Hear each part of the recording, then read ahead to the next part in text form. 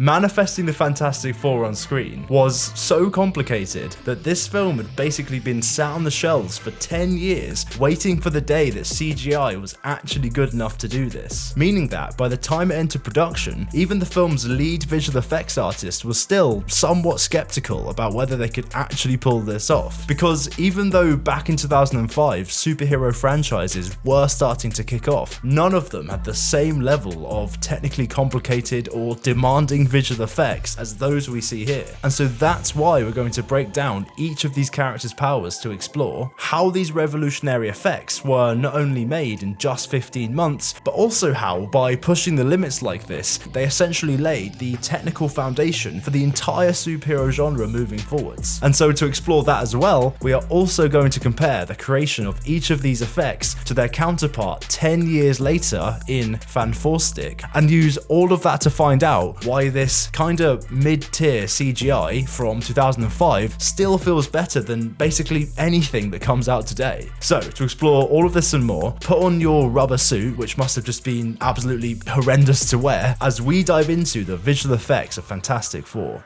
So, why was this film so difficult to do? Well, beyond the effects just being technically demanding, which we'll get to in just a minute, the big challenge was that they needed to keep this film looking realistic. Because not only is this one of Marvel's biggest franchises, and so they really wanted to do right by the fans, but also, just 1 year prior to this film's release, The Incredibles, with its oddly similar power set, had just come out. And in doing so, it kind of set the benchmark as to what the filmmakers both wanted to do and didn't want to do. Because whilst it looked great, being a cartoon also meant that it was able to take a lot of liberties with its visuals. And in doing so, this meant that Fantastic Four would now have to achieve this same level of Pixar quality and interest, all whilst also needing to adhere to the very strict ways in which reality operates. Meaning that to make any of this work, very strict rules for each character would have to be put into place, and absurdly specific steps would have to be taken to bring each of them to life. Which kind of brings me onto how they created the first of these characters, the Invisible Woman, aka the making of a sex object.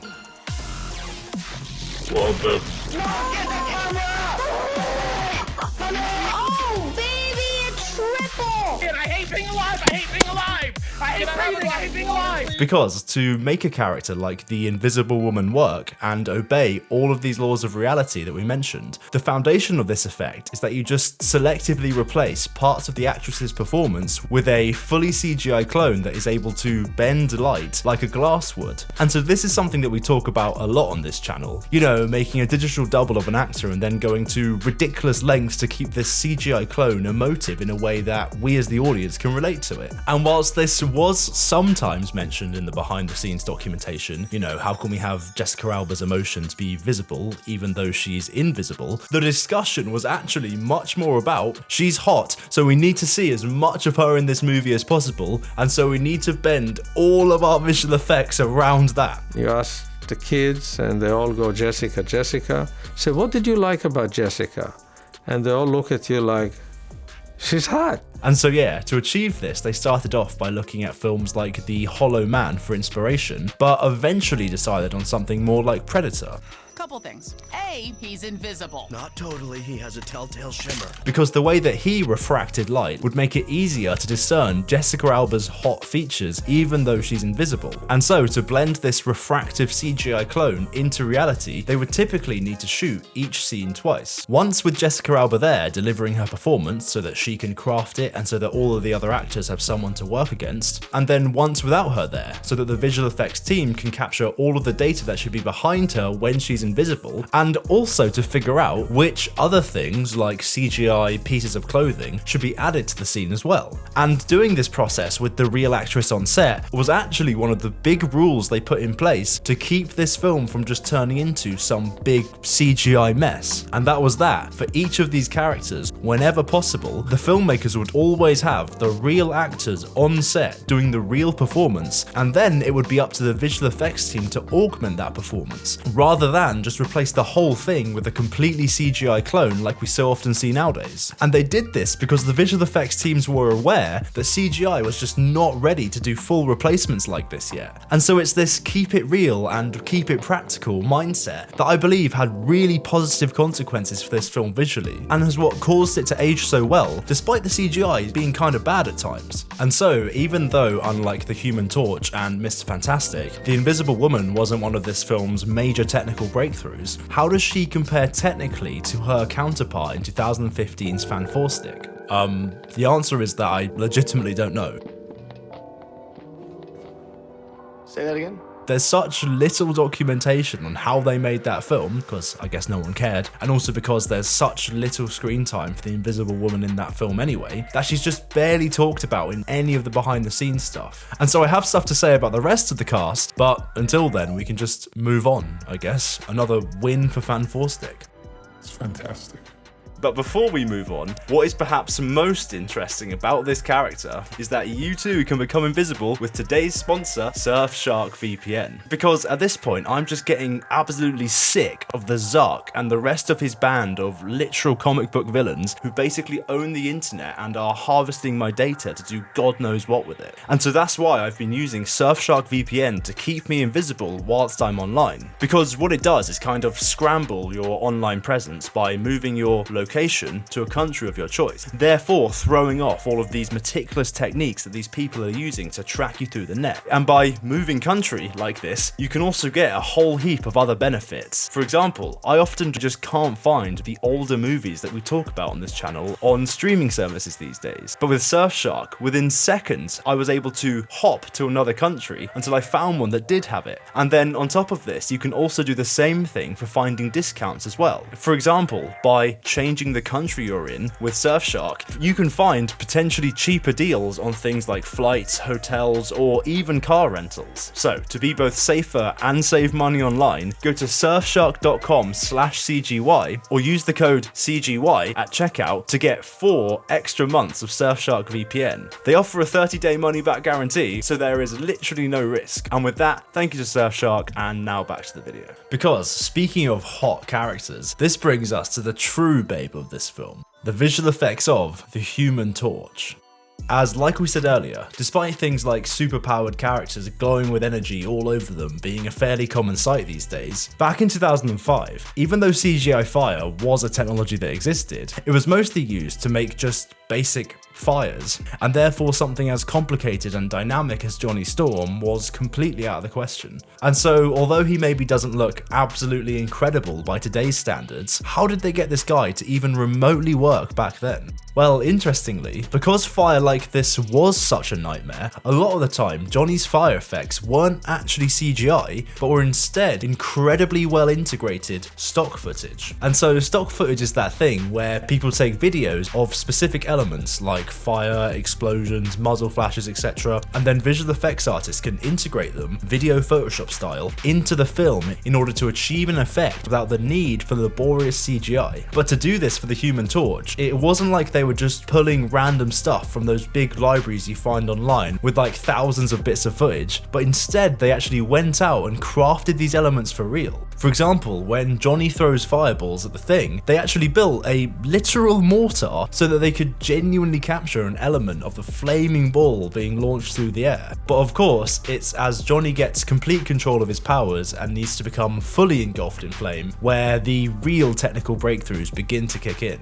As to do so, the visual effects team had to work hand in hand with the creators of the software Maya to basically evolve their fire tools to the point where they actually became quick enough and effective enough to do things like this. But as impressive as all of this is, of all of the powers in this film, as I was researching this, I kept thinking one thing to myself, that fire is basically the only one here that actually exists in real life. And so if this was so difficult to do with CGI, couldn't they have at least done some of this with a stuntman and some real life fire effects? And this is where the efforts on Fan4stick actually came in to really surprise me, because you might just think that this film is a mess, and you'd be right. But behind the scenes, it does actually seem like they put quite a bit of work into getting Johnny Storm's effects to look right, and even went to the effort of testing what would look better on camera out of CGI fire or practical fire. And in the end, they concluded that because of the difficulties of getting real life fire to look good on camera, like how it's so bright that the cameras struggle with balancing the brightness of the flames against the rest of the image, that it would actually be easier to go with fully CGI fire, as this would give them the control they needed to circumvent a lot of these real life issues. And so yeah, despite maybe not looking amazing by today's standards, using a lot of CGI in 2005 was absolutely the right call. And to be honest, looking at this now, I think it's just kind of insane how this brand new CGI fire from 2005 actually looks so much better than the more modern, more refined, and more evolved CGI from 2015. But yeah, like we said, we'll get into why this is in just a minute, because first, whilst Johnny was an absurdly impressive breakthrough, perhaps the biggest technical stretch on this film was actually Mr. Fantastic. Because back in 2005, there was basically no software in the world that was capable of both creating and controlling these stretching effects, meaning that the tools to do this basically had to be crafted completely from scratch. However, much more important than just making sure this stretching effect worked technically was actually keeping it looking realistic. Because the way data exists in CGI land is that you have this stuff called geometry, which is like the computer Lego, which can be molded to form the physical shapes that you see on screen. And then to that geometry, you can map a thing called a texture, which holds all of the actual color and detail information that you see. And so the issue is that these textures are typically one-to-one mapped to the exact shape of that geometry, meaning that if you stretch that geometry, then the texture gets stretched along with it and just breaks basically. And so this meant that to keep their CGI working, for stuff like the under the door shot where we see him stretch for ages, the visual effects team would literally have to hand paint thousands of different textures on a frame by frame basis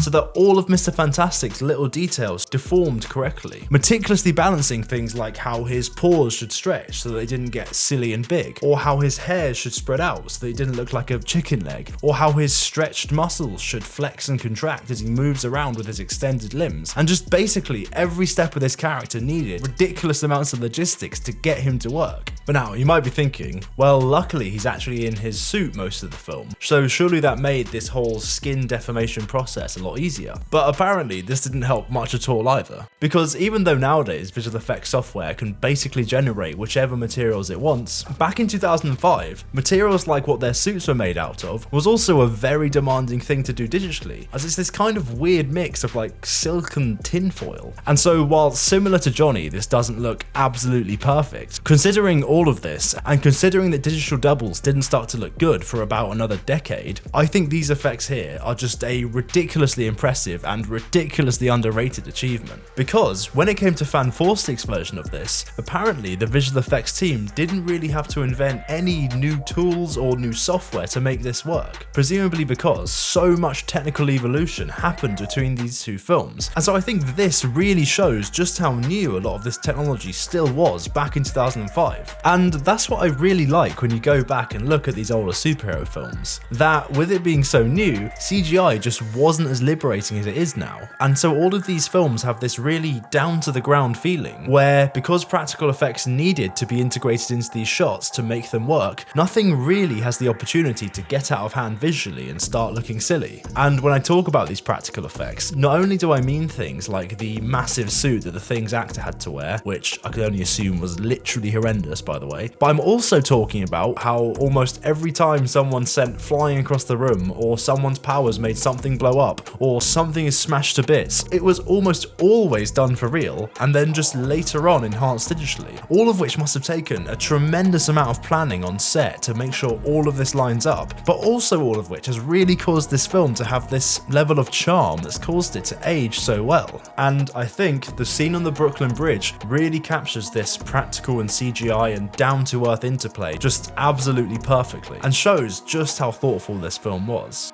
because the Fantastic Four tend to operate out of New York, and so this was somewhere that you would find them. But with this location being the Brooklyn Bridge, it meant that the filmmakers couldn't really just shut it down to film their little superhero movie. And so to fake this entire sequence, they actually built a massive 200-foot replica of the bridge and then surrounded that with blue screens so that they could digitally insert the New York skyline around it. And whilst, yeah, to be fair, if you look directly at the background, you can tell that something's a little wrong with it, but because so much of the foreground is real, and because it's actually been shot in this very clever way where the background actually isn't all that visible, you never really notice just how bad this background is unless you specifically go looking for it. And this is something that these older movies tended to do a lot. You know, they'd have this very careful mix of practical effects and CGI, and then they'd constantly switch between the two so that we as the audience never really knows what's going on and can never really tell what's fake or real. And I just feel this is a really lost art these days. I mean, just compare this bridge scene here to the bridge scene in Black Panther 2. One has all of this passion and detail and realism and craftsmanship put into it, and the other one just has literally nothing. And so the quality drop off here is just ridiculous. And so whilst I do appreciate the more bombastic energy that these newer films can have, the energy in these older superhero films that paved the way has this real sense of charm to it that allows them to still somehow be completely watchable, even if their digital counterparts haven't really aged that well,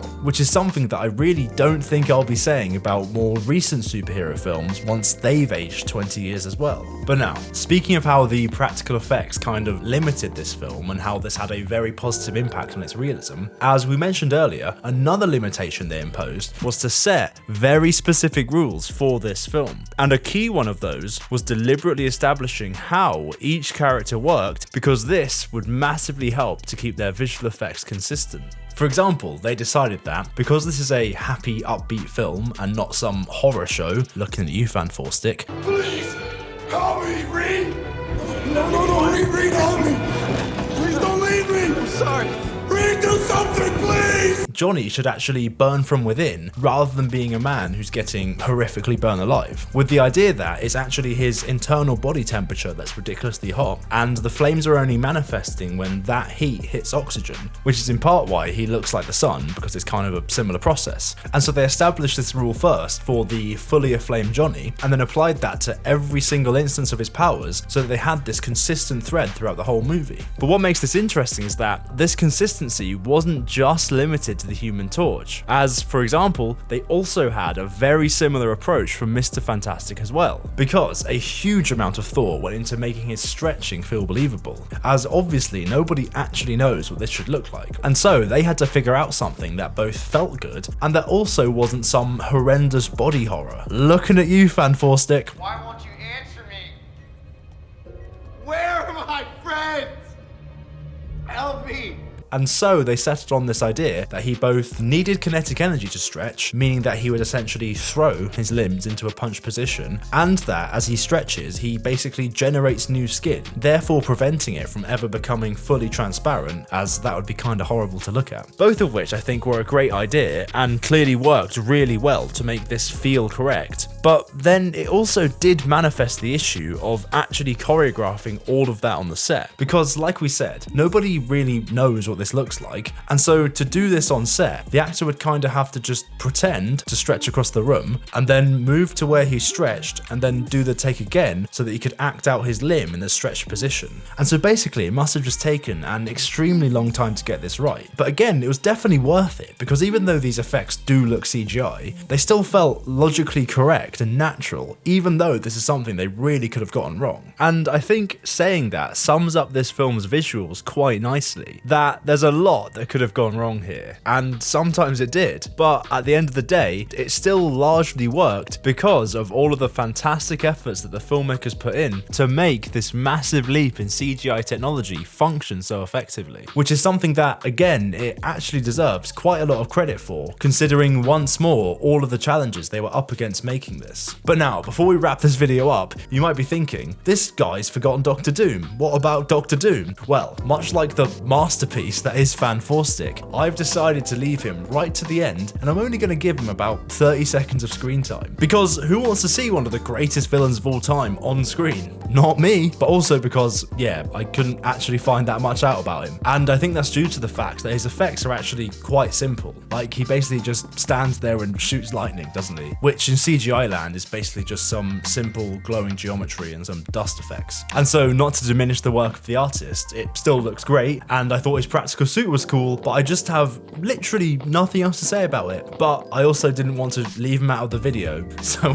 that's the end. Thank you for watching, and if you enjoyed this video, you will also enjoy our brilliant film podcast. We just did an episode on Spider-Man 3, and it's our best one yet. So please click the link in the description to check that out on YouTube, Spotify, Apple, everything. And whilst you're in the description, also find our Patreon, which has exclusive visual effects videos for less than $2 a month. And once again, thank you to all of my Patreon subs. So that is Darth Gator, Modern Adventurer, Cthulhu88, Chris Colleen, Archer Green, Nathan Kelstadt, and then an even bigger thank you to Lime and Bry Jones, and then just an absolutely massive thank you to Darren Birmingham.